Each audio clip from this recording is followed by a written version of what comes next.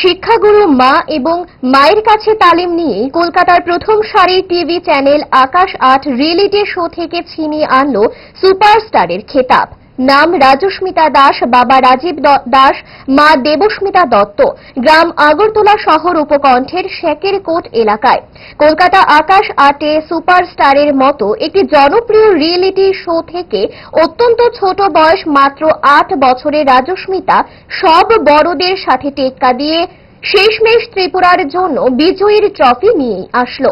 সে বুঝিয়ে দিল সঠিক উদ্দেশ্য এবং অদম্য চেষ্টা থাকলে সব সফলতাকে অর্জন করা যায়। সমস্ত ত্রিপুরাবাসী, আত্মীয় স্বজন এবং গুরুজনদের আশীর্বাদে রাজস্মিতা ত্রিপুরার ঝুলিতে একটা পালক জুড়তে পারল। গান গেয়ে আকাশ ৮-এ উপস্থিত সবার মন জয় করে নিয়েছে রাজস্মিতা। মেয়ের এই সাফল্যে অত্যন্ত খুশি তার পিতামাতা। শুরু হয়েছিল অ্যাকচুয়ালি অডিশন দিয়েছিল কোচবিহারে বেশ কয়েক মাস আগে। তখন থেকে আমাদের জার্নি শুরু।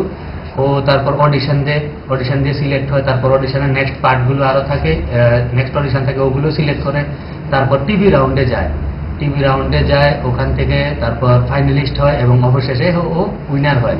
এবং এতে আমরা খুবই গর্বিত যে এখন ও ত্রিপুরার মেয়ে কলকাতাতে উইনার হয়ে এসেছে এবং ত্রিপুরার নাম উজ্জ্বল করেছে। কতজন পার্টিসিপেট করেছিল? ওখানে 18 জন পার্টিসিপেট করেছিল। হ্যাঁ, 18 জন পার্টিসিপেট করেছিল। ওদের মধ্যে সবচেয়ে কম বয়স ছিল ওরই।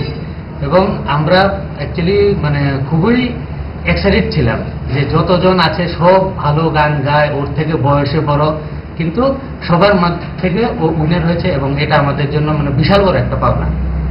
আগামী দিন গান কিনে ও কি করে?